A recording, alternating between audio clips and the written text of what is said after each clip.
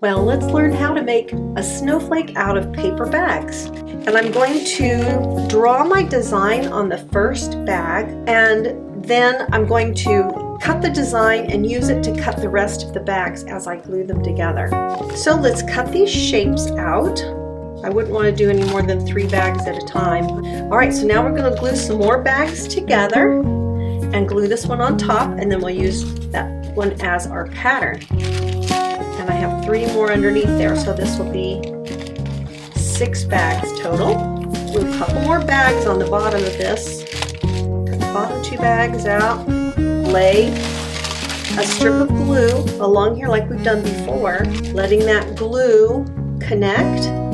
So to hang my bag, I just take the 2 strings together at the same time and make 1 knot. So this is how to make a snowflake out of paper bags. For a full tutorial, come on over to welcometonana's.com and come join the fun.